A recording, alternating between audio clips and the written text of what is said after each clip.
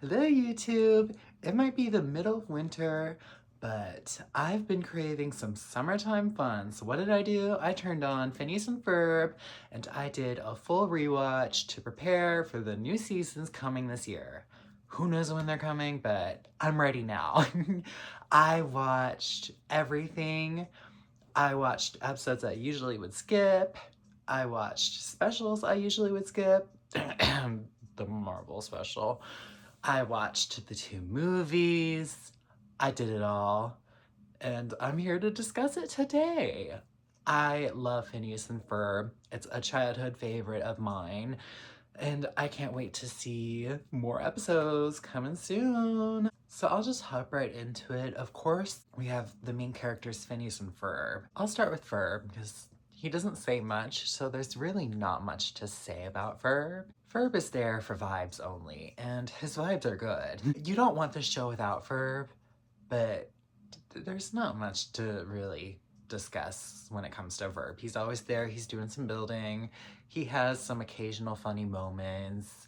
When he does speak, it's usually pretty memorable, but he's there. I like Ferb. He's not my favorite character. Moving on to Phineas, and this is definitely our main character. He does the most talking. He's leading all the inventions. Ferb, I know what we're gonna do today.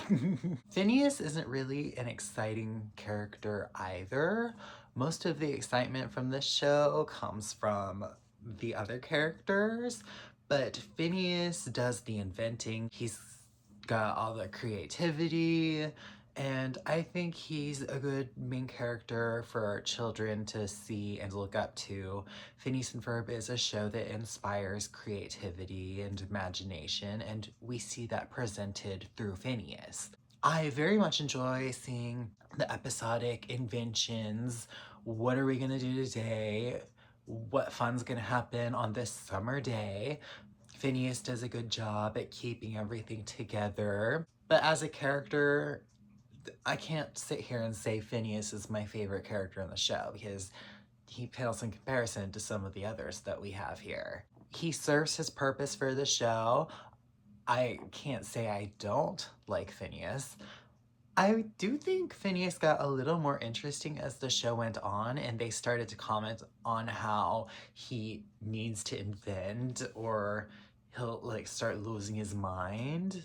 I think that was a fun angle to pull from, and it also had some great comedic moments too. And also for being so smart, a lot of stuff went over Phineas's head, and that was very fun too. So while he was super smart and was able to do all these inventions, and that was a wacky part of his personality that made him not so realistic, I think they kept a good balance of making sure that Phineas and Ferb both felt like kids. Now, Phineas and Ferb as a dynamic duo is great. Their brotherly connection is very nice. The thing with them is they're stepbrothers, but they're never really treated as such. I'm sure a lot of average casual viewers don't recognize that fact about them because they really are just treated like regular brothers. They love each other the same, they share a room, and I think that's really nice to put out into the world, and I'm sure that's helped kids. So to sum it all up, Phineas and Ferb as characters, they're not anything to write home about, really. They are able to stand on their own, but it's the inventions carrying their plot lines more than them as characters. Now, seeing as they are kids, they also have some school friends who like to pop in the show too. The most notable of them all is probably Isabella. She is a fireside girl. She also has a major crush on Phineas. They do a flash forward episode and those two do eventually get together despite Phineas being none the wiser throughout the whole show that Isabella has the crush. Isabella has never been my favorite character, but I really started to appreciate her more on this rewatch. Sometimes I think they overdo it a little bit with her crush, but I do think she is very balanced, well-rounded as a character.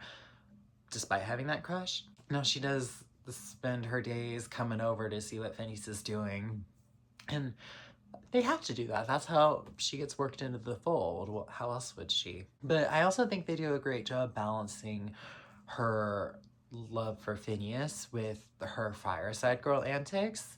She also has an intriguing dynamic with Candace that I'd never really noticed before. Their scenes together really stuck out to me on this rewatch. Just seeing how they'd operate, both having some similarities, Candace being a bit older. They see each other often, but they don't really interact. So when they do interact, they have some respect for each other. And I thought that was really appreciated. Like, we got one episode where Isabella helps Candace get concert tickets by helping her become a Fireside Girl. I thought that was really cool. Now, she did kind of do that for Phineas's sake, but I thought it was really nice of Isabella to help Candace out. Doesn't matter the reason. Isabella is a very kind character. She does a lot of stuff for others. She's the leader of the Fireside Girls. She's a very strong character. I do feel bad for maybe overlooking that a little bit for years. Now, I've always enjoyed Isabella. Like, I'm constantly saying, "What you doing?" Like, classic. That's probably my most used catchphrase from the show, actually. I've very much incorporated that into my life. Maybe at this stage in my life, Isabella's a bit more relatable to me than she was a few years ago. But I really do appreciate her. She's not my favorite character, and I don't think she ever will be. But she is a fantastic character. Now, the romance between her and Phineas, I guess it's cute. I don't care that much. I really don't. I don't hate it though. It's just there for me. I'm not bothered by it. They have some cute moments, sure. I think Phineas is a bit annoying for how he treats Isabella sometimes, quite frankly. But I think they are a good pair. I was never that invested in their love life. Isabella also did have some solo episodes where everything shifted to revolve around her and the Fireside Girls. And I thought those were some pretty fun episodes. They'd even shift the antagonist plot that's usually Division Smirts and Perry to Isabella's dog. Those episodes very much stick out as some of my favorite episodes. The Fireside Girls in general, they're a very fun addition. None of them really stick out to me on their own, but as a group, I think they're very cool and I like to see when they get involved in things. There's also Baljeet, and he is the nerd of the show. You'd think Phineas and Ferb would be the nerds of the show since they're doing all these inventions and they're like the smart guys, but Baljeet takes it up a notch. He loves his books, he loves school. The thing that you have to mention with Baljeet is he's an Indian character, which, like, cool to see that represented in such a popular show, but he is a very stereotypical Asian character, being the math-obsessed school kid. It's an overused trope. It's unfortunate to see it here. I think Baljeet is probably one of the worst examples of that stereotype. Some of Baljeet's scenes are off-putting because of that stereotype, but overall, I think Baljeet doesn't stick out to me much as a character, but he does have some fun moments. I particularly enjoyed his Give Me a Grade song where he went rock and got like super angry. That was a very fun episode for me. In the episode where Phineas and Ferb get busted and Baljeet goes to the detention center with them and rips off his wig and he's Baljeet. Like, Baljeet was so funny in that episode. So funny. Baljeet has a lot of small moments that really take you off guard because you're like, wow, I didn't know Baljeet had this comedy in him. I think this is the character I'm most interested to see how they handle in the new seasons. I'm hoping that some changes are made, but of course you don't want to lose who Baljeet is entirely. I don't know. Let's just put a pin in that. But yeah, I do think Baljeet, it's an unfortunate case with him, but there is some good material there for what it is.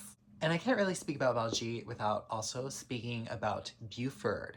Buford is the bully to Baljeet's nerd. Of course, it's a little weird to see them being like best friends and stuff, but once you get used to it, it's kind of funny. They have some funny moments together. Neither of them are my favorite characters, but I mean, of all the major characters, these two are probably the weakest. No, no, they're close to. They're in the lower half. I'm also surprised by how funny Buford can be at times. He's he gets more screen time than Baljeet, I would say. Some of his material misses, and it's like the basic like bully stuff or like gross boy stuff. But sometimes he'll randomly be a very emotional character, and I think that's when I find Buford the most entertaining. One of my favorite Buford episodes would be when they lost his goldfish. They did a whole song about Buford missing his goldfish. Then Buford spent that whole episode just crying. I thought it was hilarious, personally. Buford also having a fear of Jeremy's little sister, Susie. Very funny little thing that's included throughout the show in bits. I think Buford has a very interesting dynamic with Candace, where I'd say of all of Phineas and Ferb's friends, Buford like gets along with Candace the best. Of course, like Candace doesn't really care about any of them, but Buford like is a ride or die for Candace at points, and I find that very entertaining. They have a lot in common. I don't know. Buford and Baljeet is the main pairing for a lot of both of their screen time. They have moments. I don't really like the pairing that much. I don't want to see a bully with a nerd. I think independently, there is appeal to both characters. I'd say there's a bit more appeal to Buford's character. They're not the best.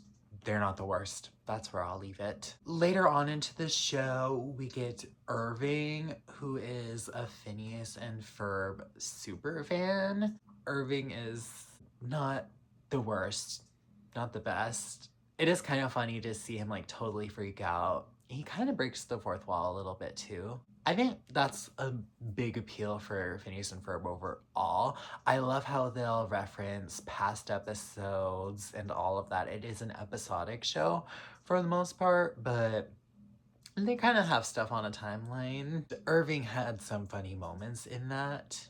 I'm not cheering for more Irving-focused episodes, but his presence doesn't irritate me so deeply. That's all I can say about Irving. That about does it for Phineas and Ferb and their friends. That's like one major running plot group for the show. Then I'll move on to a different one. Which one do I want to do first? Let's do a drastic shift and go for the Doofenshmirtz versus Perry plotline. So Phineas and Ferb have a pet known as Perry the Platypus. Every episode, they end up losing sight of Perry and they go, where's Perry? Perry is living a double life as a secret agent. So Perry the Platypus, he might just seem like your average household pet. He puts on his fedora, and that's how you know that Perry the Platypus is a secret agent. I've got a Perry the Platypus Disney Mickey Ears hat. Oh my gosh, I haven't brought this out in years. I don't even know if it fits. So, yes, it's sitting on my head, but this is your proof that I am a die-hard Perry the Platypus super fan, have been forever. And here are my Mickey ears. Let's see how long they stay on my head. You know what? I'm done. Oh my gosh. So Perry the Platypus enters his secret lair through various trapdoors. It's always very entertaining to see how he does it. There have been some very funny gags through that. But he goes and he is met with Major Monogram. And Major Monogram gives Perry the rundown on what evil shenanigans he has to go face off against. It's very much a Bond 007 parody, but with platypus, a blue platypus. So Major Monogram is probably one of my least favorite characters in the show, and I don't like how he gets more involved as the show goes on. His one little segment and maybe an extra 2 or 3 throughout the episode are fun, but I think it's kind of overkill at a certain point. It especially becomes overkill once we start incorporating Carl, the unpaid intern, into everything. Carl is my least favorite character and has been since the episode where we see Carl dressed up as a black woman doing the very stereotypical sassy black woman act. Every time I see that in the show, I just have to pause and be like, how did they get away with this? So yeah, ever since that incident, I've never seen it for Carl, and I never will. I don't find Carl entertaining at all. I think Major Monogram would probably be a little more entertaining without Carl. Like, let's just have him be a lonely guy who never has any interaction besides when he calls Perry. Whatever, I guess there are some funny moments with Major Monogram and Carl. With how many episodes the show has, there's bound to be, but I'm not giving them too much credit. They're the weakest part of this storyline, but it's usually just a segment, so it's fine. So Perry the Platypus, he runs off and he is going to fight Dr. Doofenshmirtz, who lives at Doofenshmirtz Evil Incorporated. Oh my gosh. But yeah, he lives at Doofenshmirtz Evil Incorporated, and he's always crafting an inator. Perry the Platypus runs in. Dr. Doofenshmirtz traps Perry the Platypus in one way or another. They do this every time. Sometimes you're like, wow, Perry, you really fell for that. You really fell for that. But Perry's always able to break free. Dr. Doofenshmirtz is the main villain of this show, but he doesn't interact with Phineas and Ferb or Candace, besides on rare occasions. Like, they interact in the movies, of course, because those are special events. So Dr. Doofenshmirtz always crafts a summonator. They always do something weird. He's always got some random backstory of what he's gonna do with the Inator. The Inator's gonna help him take over the tri-state area. I'm not sure how you're gonna take over the tri-state area with a machine that turns things into chocolate. But you know what? You give Dr. Doofenshmirtz points for creativity. There is no villain out there who gets more creative, more crafty than him. He gives his backstory. He loves to monologue. Perry doesn't speak. So Dr. Doofenshmirtz makes sure to fill up the airtime with various lines of sorts. He's got a very tragic backstory. His mom didn't show up to his birth. Okay, how does that happen? He was stuck as a lawn gnome when his dad's favorite lawn gnome went missing. His only friend was a balloon, and Balloony betrayed him. He was raised by ocelots. Like, it just never ended with Dr. Doofenshmirtz. His parents treated him terribly. They always just loved his brother Roger, who is the mayor. Dr. Doofenshmirtz has every reason in the world to be evil. And you sympathize with him. You do, because wow, nobody should have to go through all this. It's very dramatic, very funny, but wow. Poor guy. Like, seriously, I'd be evil too if I had to do all that. Like, but it's all in the delivery with Dr. Doofenshmirtz. He just has such a presence about him. He shows up in his lab coat looking like a pharmacist. Everybody loves to clown on him for his pharmacist attire. He's got the voice. He's a very unique character, to say the least. I can't think of any character quite like Dr. Doofenshmirtz. So his innators, they work. He's a good scientist. He is. But Perry the Platypus, he'll break free from his traps. I think Perry the Platypus likes to let Dr. Doofenshmirtz say his spiel, and then he'll usually like escape while he's off monologuing, rambling, all that.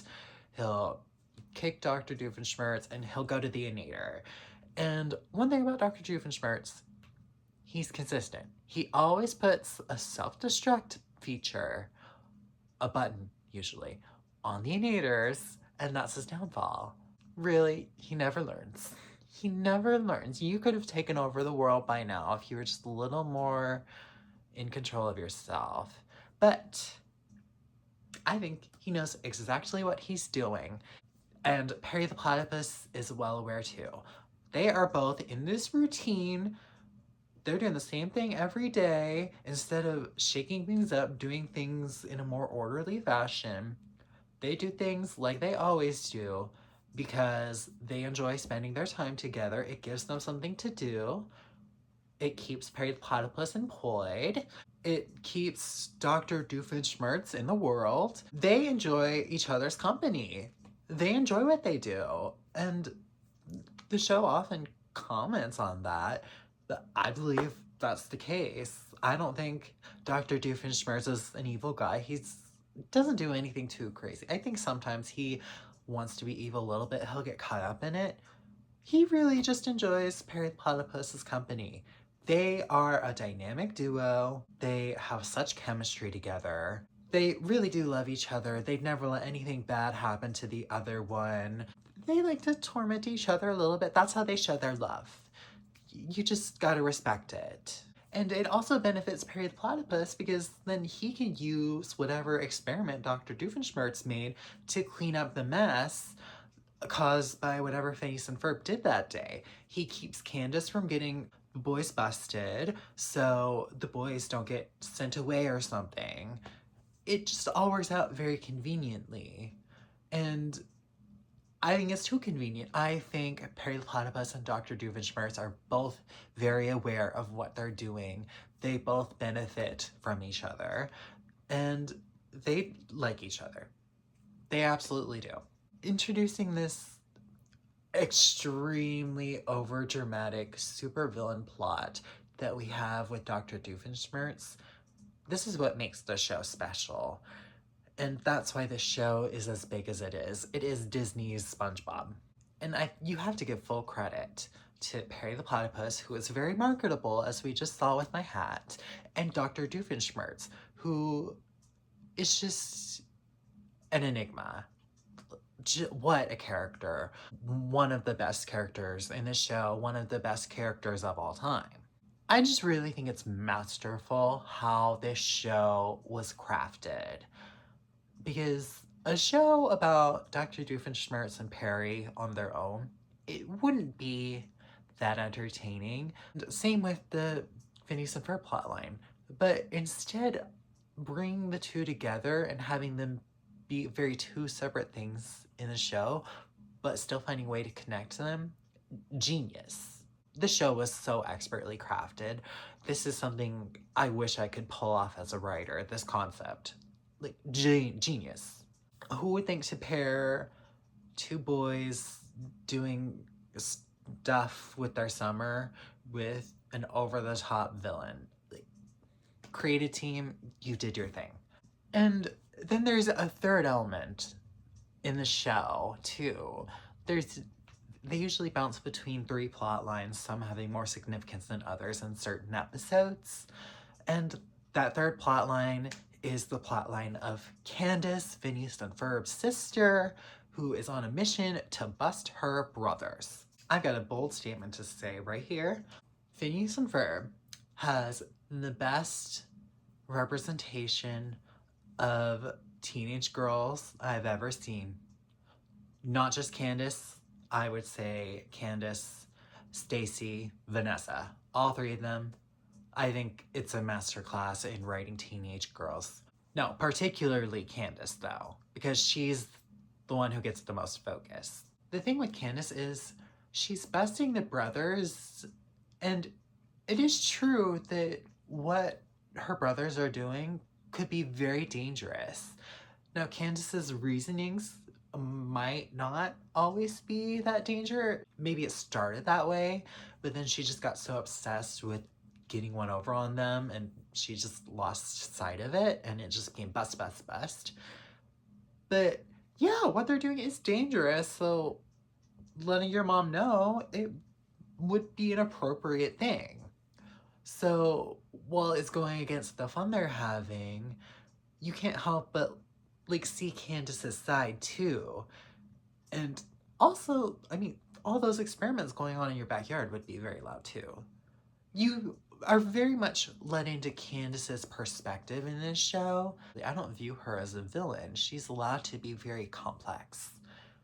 And that's what a teenage girl is. A teenage girl is extremely complex. You don't know yourself, you're trying to find yourself, you have things you want, you have things you don't want, you have your family, but your family annoys you a little bit. That's the teenage experience, really, and Candace perfectly captures it. I think Phineas and Ferb, despite being a kid's show, it captures complex characters so well. We have Phineas and Ferb, who, it's amazing that they're doing all these big experiments, being so creative, so imaginative, but there is a sense of danger there with all the things they're doing. And like, what if one thing went wrong? What if one screw was loose? Well, you really shouldn't be doing these things. That's a little complex for the protagonist. Of course, you're rooting for them now.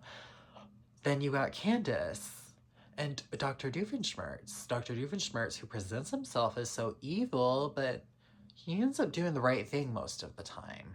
And then Candace, who is kind of doing the right thing for the wrong reasons sometimes, but also kind of the right reasons. And she really wants to live her life, but she was thrown in such an extreme circumstance that she has to deal with somehow. I just think it's so impressive how this show was formed more than any other show I've really watched. I'm just very impressed by how this show was put together. So I said Dr. Doofenshmirtz was one of the best characters of all time, one of the best characters in the show. Candace also is one of the best characters of all time, one of the best characters in the show. I'd say it's very much those two characters who really, really, really stick out. So Candace, she's on her mission to bust the brothers. She never is able to bust them. And honestly, it feels like gaslighting. Like, come on, Linda. You must have seen some of this stuff. Like, really, Linda. And they just like fully mock Candace at certain points because they're like, oh, Candace, you just keep trying and trying and trying. It's like at some point you just gotta believe her. Although it is kind of sweet sometimes that they encourage Candace, Linda does, and she's like, you just have such a great imagination. I'm so proud of my kids. It's like, wow. Like, why would she be making all this stuff up? And it just kind of drives you crazy. You're like, come on, believe Candace. But then other times, like, Candace, it's not that serious. You don't need to be busting them. So, but also, like, yeah, Candace is right, though. Like, let's prove her right. So, it's just that whole mix of things where you could take all sorts of readings on Candace, but you can't hate Candace. You really can't. Because, like, she didn't ask for any of this. Although, there are a few occasions where she has, like, asked the boys, like, make something big, and the boys have helped her out, too. Candace has a great relationship with her brothers. Despite trying to bust them, they don't hate her. They love Candace. That's their big sister. They look up to her. It is really sweet to see when they, like, band together. There's a lot of really sweet family moments in the show. Candace loves Phineas and Ferb. Absolutely, undeniably. they love her too. It's really sweet when we get episodes where they're like helping her on her date, helping her learn to drive. Speaking of driving, Candace and that parallel parking, I get you, girl. I get you. Parallel, I can't. I can't do the parallel parking. So, like, I see you, Candace. We are bonded. When Candace has just gotten stricken down by one of Dr. Doofenshmirtz's innators unprovoked a few times, the boys are always there to help her out. Even if she's like, you boys did this to me. But they're always helpful. They do right by Candace, and it's very sweet. Candace kind of does right by them too. She kind of wants to see their downfall, but there's a love there. It carries the show. Like, what else do you want me to say? If I had to choose a favorite of this show, I probably would choose Candace. Like, it's a real toss-up for me. But she's just so fantastic. Ashley Tisdale, such a force. I think her and Brenda Song, I think they are, and Raven-Symoné. Those three, that's like my Disney big three. I think just Ashley Tisdale is so talented. Everything she's in, she's amazing. She's got the voice of an angel. She delivers lines like nobody's business. Just fantastic. Mom! Phineas and Ferb are just iconic. While Candace is certainly a funny character, I'd also say she has a lot of the more emotional moments of the show too, where we're really let into her mindset and we're allowed to see her struggling through a lot of the emotions that she's dealing with. Sometimes it's shown in a funny way, like when she can't get any of her friends to hang out with her, or when she got a text from Stacy that was just like one-letter words and she totally misread it and thought Stacy hated her. Like, my mind would probably jump there too, so I get you. Candace is so funny. I have so many memes of Candace on my phone that are constantly used, and Candace has some of the best songs in the show too. Like, I remember when they took that vacation to Africa, Candace couldn't get her phone. She finally gave up and decided to go live a life with monkeys. I watched that episode on an airplane, and that song that Candace sang in that episode, I was sad because I was leaving my vacation and I was in my airplane just like sobbing to that song. Like, dramatic, very dramatic. I'm a dramatic person, but it was just so heartfelt. And she's singing about how she's living with monkeys now, how she's leaving it all behind. It got to me. Like, I wouldn't normally make me cry, and it's kind of like a funny sad song, but like it got to me at that moment. And the vocals were vocaling. Dr. Doofenshmirtz too. Dr. Doofenshmirtz has an intentionally bad singing voice, but it's like good. And like Dr. Doofenshmirtz has some iconic songs, like Goody Two Shoes Brother, when he does the kick line with the pigeons, classic. And like doing a kick line, like a dream of mine, and like partially because of that scene, because it's just like so fun. Like the bucket list. Somebody gave me on a kick line. Let's tie that up. Thanks. The songs in Phineas and Ferb just so good, and I don't know why they aren't all on music streaming. I need them all. I don't just need like the big ones. I need like the background songs. I need everything because they're so catchy, so good.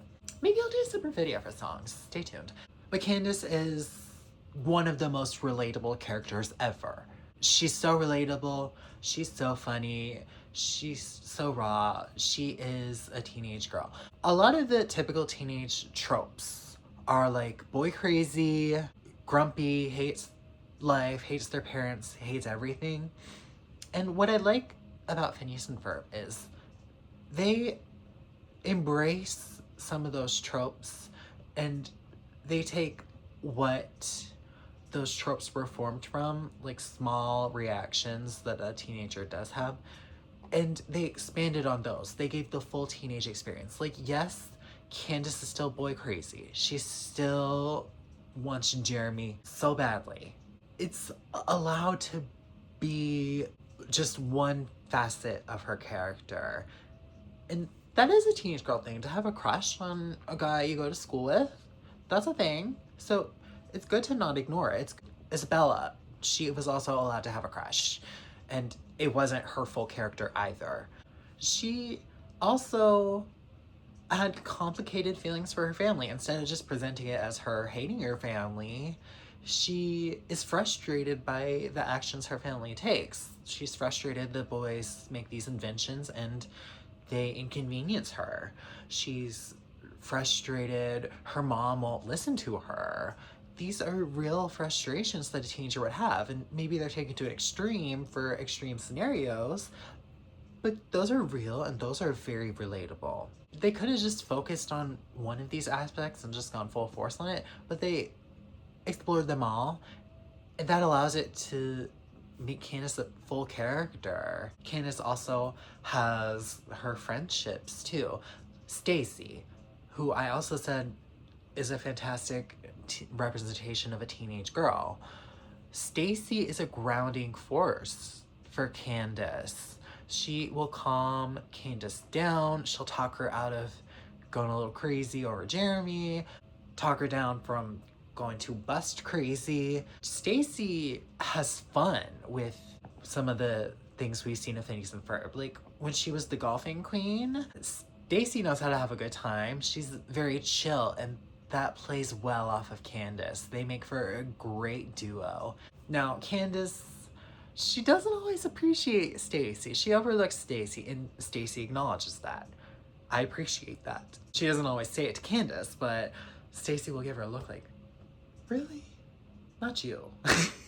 I think Stacy's very relatable too. Like, I'm usually like the friend who's calming somebody else down. I'm more of a Stacy than I am Candace. Now, Candace is so relatable to me. But in their dynamic, I think I tend to be more of a Stacy, where it's like, okay, let me let you ramble on a little bit, then let me talk some sense into you. Now, Stacy isn't always right either. Sometimes Stacy just feeds the delusions even more. That can be very entertaining too. I love Stacy. Any episode with Stacy in it is a delight. And we really get to see some intriguing plots with Stacy towards the end of the show's original run.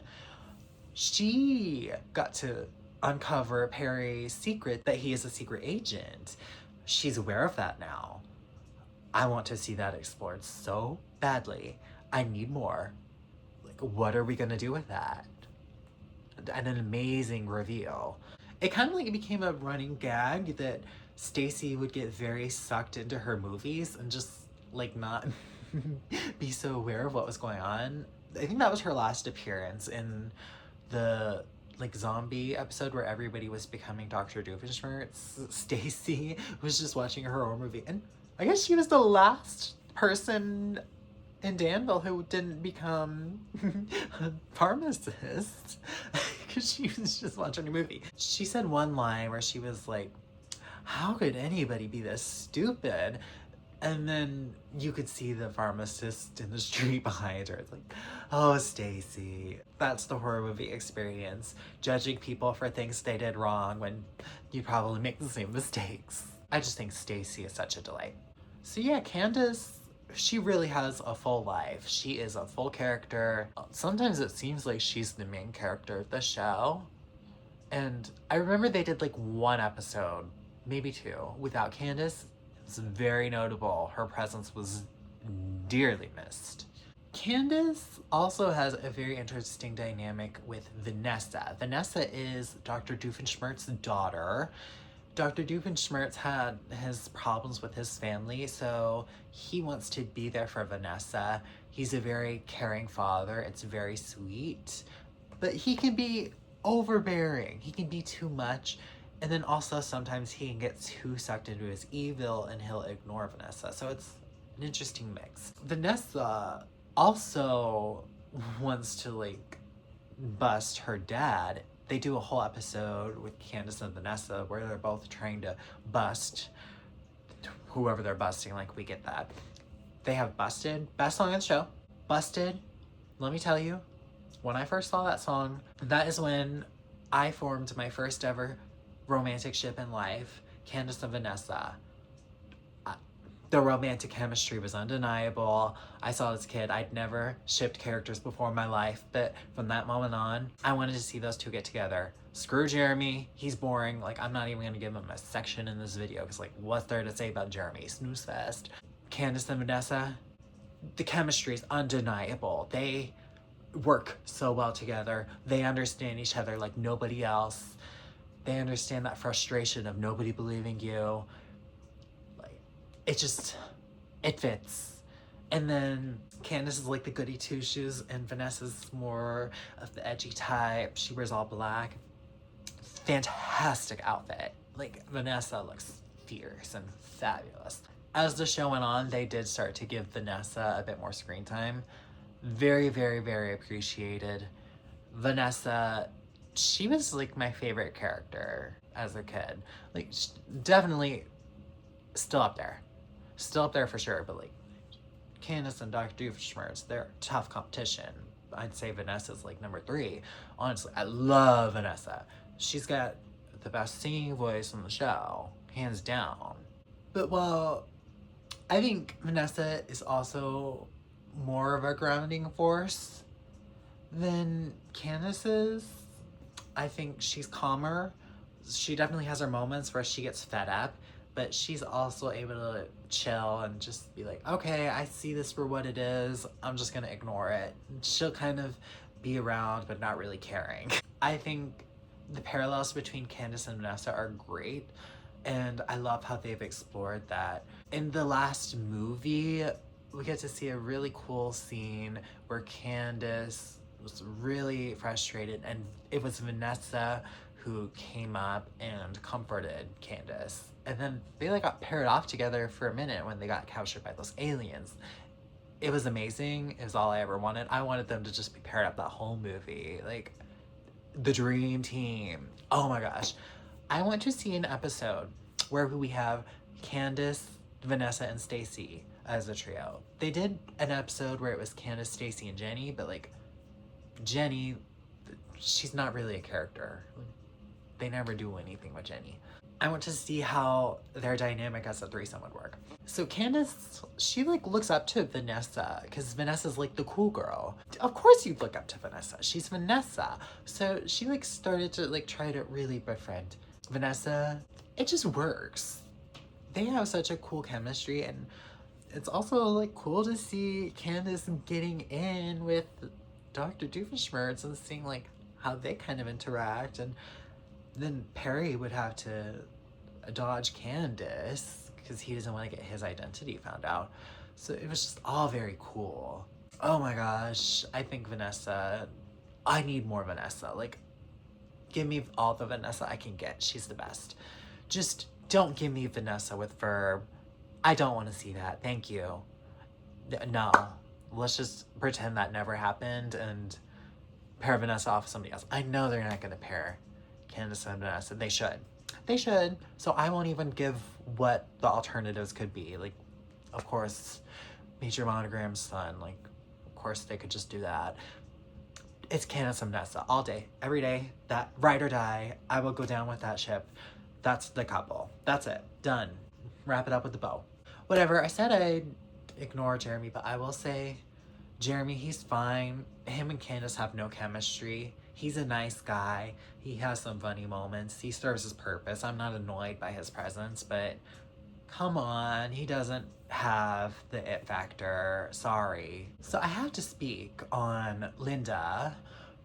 You could also know her as Lindana. She is Phineas and Ferb and Candace's mom. And she's very unaware of things. She's in like every episode because Candace is always pulling her away. But I don't think she's ever really given main character treatment. Now, I do think she kind of gaslights Candace a little bit, and she does make fun of Candace a little bit. It's like, not cool. You should be more aware of what your children are doing, okay? Like, But I do like Linda, and I think she is a good mom, all things considered. Like, she raised some very smart children, so like credit for that. I think she has some very sweet moments with the kids, and I think she has some funny moments. I think The Lindana episode is a classic. That song's amazing. It's always fun when we branch off into that. I didn't so much like when they pulled Lawrence into that world too, because he's just not as cool as Lindana, sorry. But I think Linda is a fun character, and it's always funny to see what she's got going on that's gonna have her be completely unaware of everything happening in the world. I guess I should touch on Lawrence a little bit. He's really irrelevant for a lot of the show. He has some very funny moments here and there, small moments. I don't really like the episodes that give him a big role. I don't think he's that interesting. But him just being around and being like the cool guy, the very not the brightest guy, I think that's fun. And seeing him paired with Linda, I think they're a cute couple. And when they get into the hijinks together, like when they had that hairdryer device that they were just playing with the whole episode, like funny in small doses. That's what I'd say about Lawrence. The show definitely has some fun episodes with characters who are only featured in a few episodes. Of course, we have the staple of that genre, Meep. And the Meep episodes are very fun. I can't wait. They're gonna do Meet Me in St. Louis. I think that's what it was called in the new seasons. So excited. What's Balloony gonna be up to? I got my eye on you, Balloony. Don't do Dr. Doofenshmirtz dirty again. We often see Dr. Doofenshmirtz with Norm the robot. Norm, I don't have a strong opinion on, but Norm definitely has some funny episodes. The band Love Handle reformed in one episode. They were an old band that, whatever, you know the drill. Love Handle, I think they're pretty fun. I don't care too much about them, but if they pop up, it's always like, haha, oh, it's Love Handle, hi. Dr. Doofenshmirtz is a member of an evil-doing organization called Love Muffin, and the most prominent Love Muffin member besides Dr. Doofenshmirtz was Rodney. He was a total menace, but seeing his interactions with Dr. Doofenshmirtz were pretty funny, and Love Muffin was entertaining. Doesn't like stick out too much in my head, but I'd like to see them return in the new season. There's Agent Pinky and Professor Pufenplatz. They were paired with Isabella focused episodes to be like the Agent P Dr. Doofenshmirtz plotline, and I thought they were very fun. Professor Pufenplatz in particular cracked me up. Like, she really just wanted some hairspray, and she was very looks focused. I'd love to see her in Love Muffin. Ducky Momo is Candace's favorite show, and I think it's so cool how Candace also represented still loving childish things, but having to be secretive about it, because, like, you're a teenager now, you gotta act cool. Because teenagers are stuck in this zone between being a child and being an adult. She loved Ducky Momo, and I hope she always loves Ducky Momo. Ducky Momo, your very best friend, iconic. So it was cool to see Candace balance that too. That was another very important layer of being a teenager. And then Vanessa, she gets transported to the movie theater while Candace is watching the new Ducky Momo movie, and Candace teaches Vanessa about how cool Ducky Momo is, and then in the end credits, they sing the Ducky Momo song remix to be in Vanessa's style. Like, that was so cool, and Vanessa just really gets Candace. Like, so, my shipping heart. Like, God, we can't deny this. There's Klimpaloon, the green and white striped bathing suit that lives in the Himalayas. What is this? It's so funny. There's also the floating baby head. That's the biggest mystery of the show. So random, so funny. My favorite of all the episodic characters though, Planty the potted plant. who took down Dr. Doofenshmirtz, the best of the Alka agents. Come on, Planty the potted plant. An iconic character. Let's get the return. Who's beating Planty the potted plant? Certainly not Doofenshmirtz. Truthfully, I think I could sit here and talk about this show for hours on end. I've certainly already talked about it for well over an hour. But I think we'll just call it for now. Of course, I will be back when we get new seasons. Oh, you're gonna be sick of me. I've been waiting for this moment for so long. Thank you. I might go and watch Milo's Murphy's Law. I tried to watch a few episodes years ago. It wasn't quite my vibe. I feel like it took a lot of the elements from Phineas and Ferb that I didn't enjoy and kind of turned those up to a 10. But I know Dr. Doofenshmirtz is in it, so I might give it another shot. And of course, if I do, I'll come back and talk about it. But that's all I've got to say for now. Remember, Candace is forever that girl.